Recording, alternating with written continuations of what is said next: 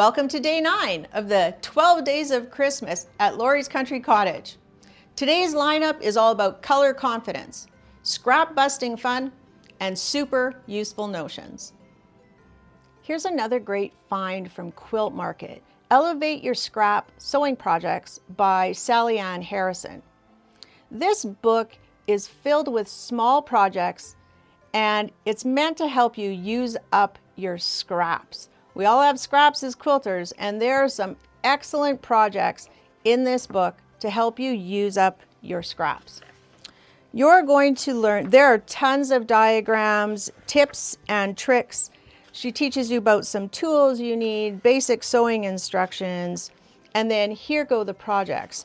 You're going to learn how to weave fabric, all about ruching. You'll do some applique, some faux trapunto. That was really neat. That's a really neat project in this book. Pleating fabric, bias folding, working with cork and vinyl. Fabric covered rope is in this book. You'll do some curved piecing, fusible applique. Isn't that a great project? And you can just take your scraps and use them in there. You could even just make one long, narrow pillow. She's going to teach you how to do Japanese origami with wool. So there it is. This is just a great book filled with fun. This has some vinyl in it, a little project filled with fun little projects you can make in no time at all. And it's a great way to try something new and use up your scraps. This is Elevate Your Scrap Sewing Projects from Sally Ann Harrison. Here's another great tool. This one from Marcy Baker. It is her ultimate value tool. So when we're speaking about value, we're not speaking about color. We're speaking about how light or how dark a fabric is. And sometimes when we look at a quilt and it looks kind of funny and you're not sure, like it's nice, but I'm not sure, usually one of the fabrics has a value that doesn't work with another fabric. Let me show you. I'm going to try and do a demo for you. This is going to be a little bit tough because I don't know how far we can zoom, but if I wanted to make this quilt, it's very important that the values of the fabrics are correct or you don't see this pattern. And let me prove it to you. Here's the same quilt, but the values of the fabrics are completely different. So if I want my quilt to look like this, I need to get my values correct. So the ultimate value tool actually comes with a screw at the top, so it's all together, but I've taken it apart so I can give you a good demo.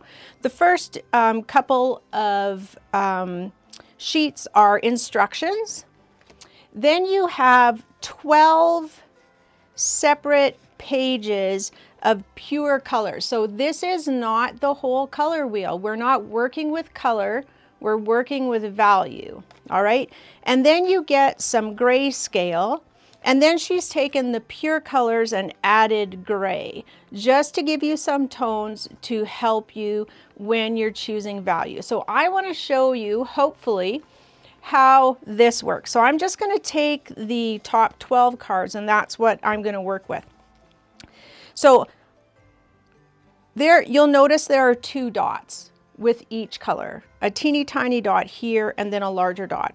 The small dot or the small hole we're going to use to make sure when we look at a fabric that we're in the right color family, not the right color, but the right color family, because then we can look at its value. So let's say I want to make a quilt and I want it to look like this. I'm going to look at that blue fabric that's in there, and I'm just going to flip to a blue card. So that's pure blue. Chances are I'm going to find my best match here. Yeah, when I look, like this is quite purple and that fabric's quite blue. So I'm going to use this card and use the little dots. So if I lay this on top, this is clearly purple and this is clearly blue. Now, the color doesn't matter. Choosing the color this way makes sure I'm going to find the right value. So if I look now in the big circle, clearly I'm looking at how light or dark the fabrics are. So this is darker than this. I would say this is still darker than this. There we go. Those have the same value. For that piece in this quilt, no matter what color I do, if I want to make it green, that's great. It has to be a value 5. So I can take this card and I know that I need a green value 5, the darkest you can get. All right, let's take a look at the yellow because that one works a little bit different. So you can see I have a couple cards that have yellow on them. There's pure yellow orange and then pure yellow. Well, I need to know which one is closest so that I can find the right value. So I think it's this one, and that looks really, really close to me. Really close, but let's try this one. I'm looking through the small circle. This is actually way closer to the correct color. So I'm going to use this card. And now I need to find the value. So I'm going to use the big hole. Well, that's way lighter than the card. That's way lighter. That's still way lighter. Ooh, that's a pretty good match. But could it be one smaller? No, that yellow is darker than this. So this fabric needs to be value 2. Of whatever color I choose it to be, I want it to be value 2. Now there's another color in the quilt, this red. And so let's find a red card. There are a couple of them. Which one's closest? So I'm going to use the little dot. This is quite orangey. It's got too much orange. Let's see what this one looks like. That's pretty close. This is it. This is the right card. And now what value is this fabric? So I'm looking at the red against here. Well, it's quite a bit lighter than that. That's pretty close. That's almost an exact match. And just to check, well, clearly this is darker than that.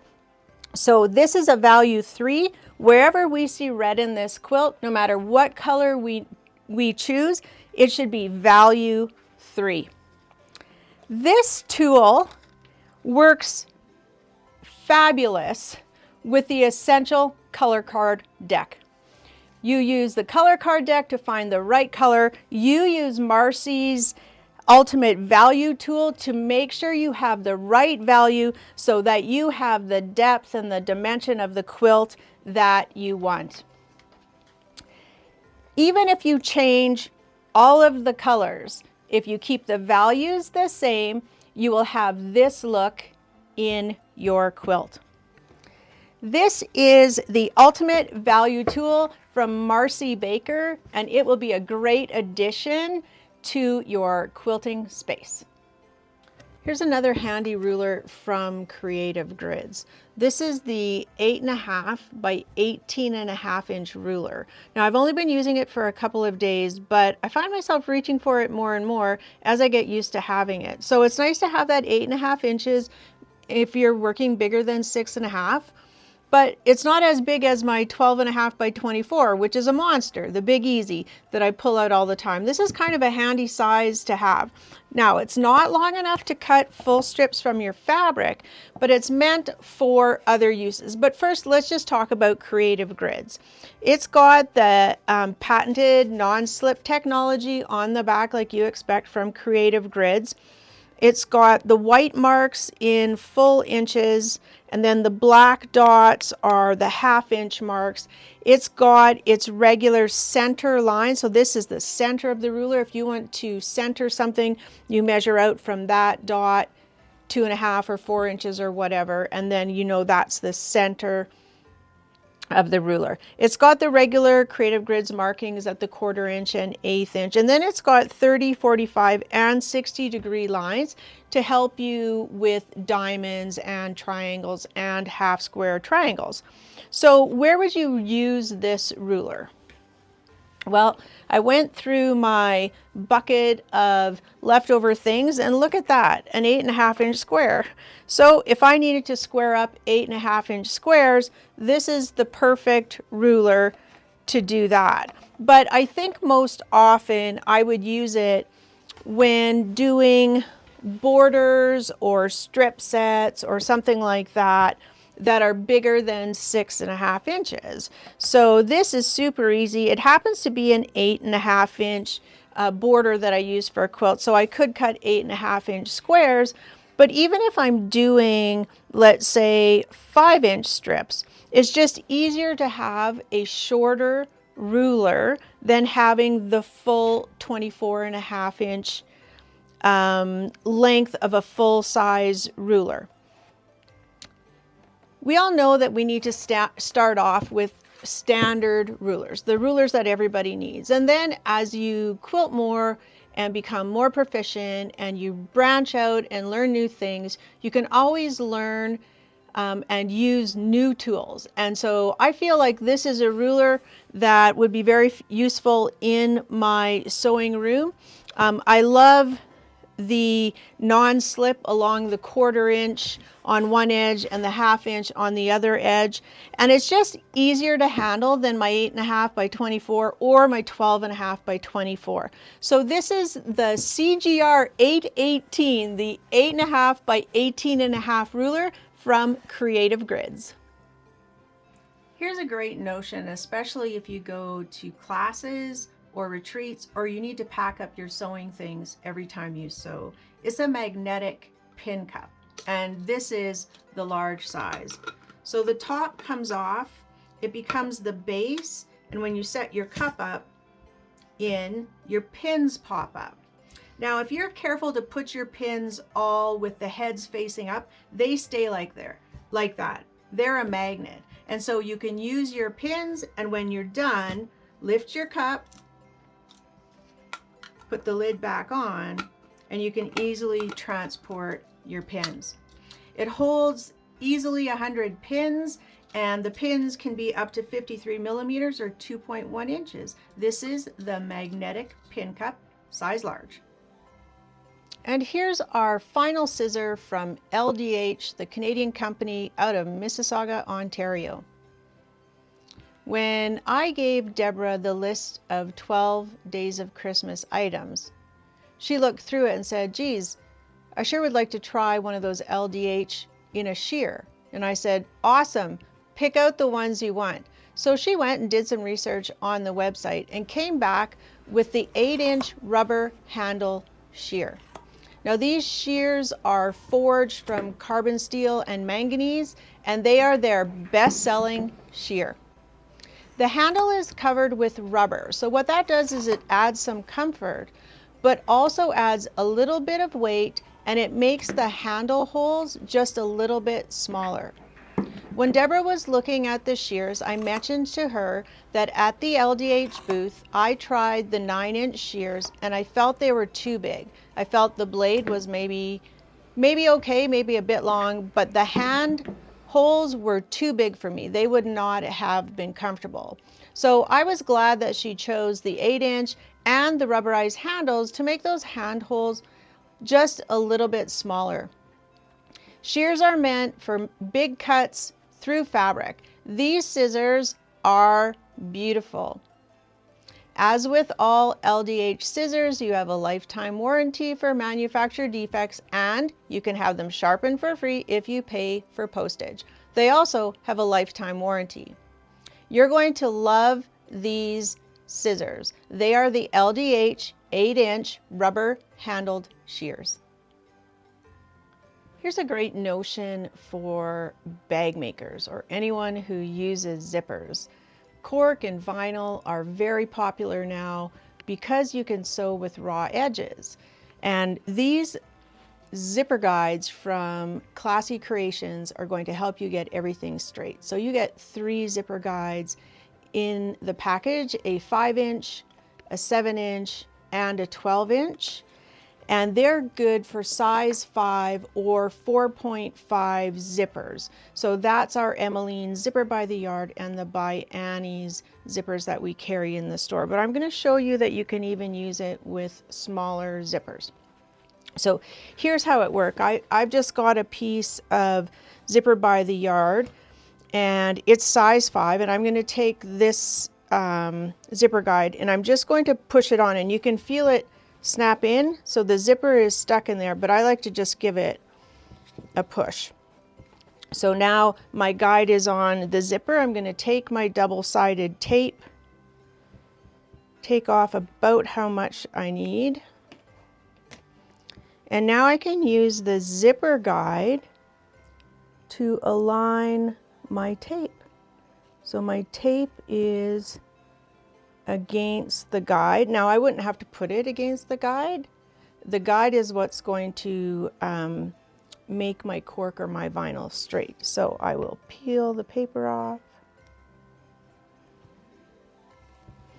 And now I'll take my cork, which is nice and straight, butt it up against the zipper guide, and when I press down, now it's perfectly straight on there. I can remove the guide, take this to my sewing machine, and rest assured that this is straight against my zipper, and I can do my top stitching.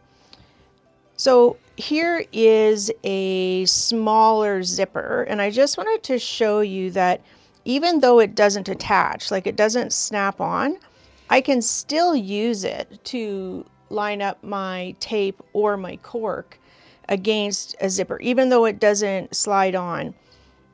Now, this is something we found at market, and the person who did the demo suggested that you could actually, with the guide on, like that, go to your sewing machine and stitch using the guide. I can't on my machine.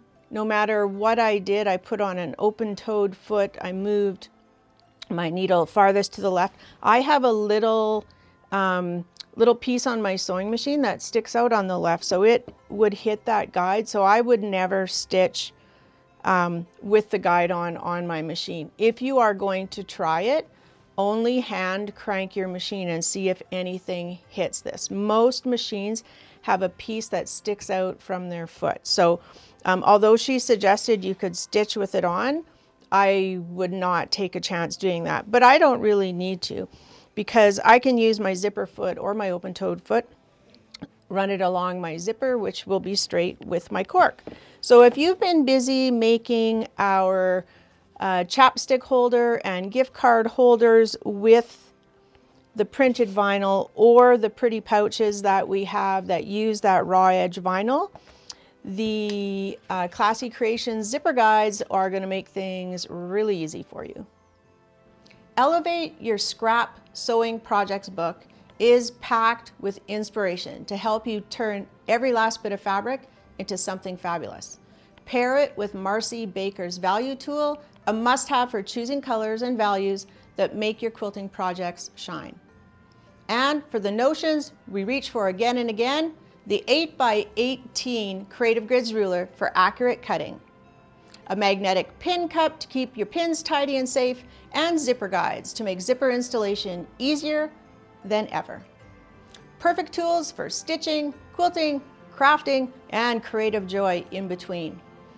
Go ahead and put them in your cart. Go through the checkout to make sure you get them. And don't forget to download that free pattern step. I'll see you tomorrow for day 10.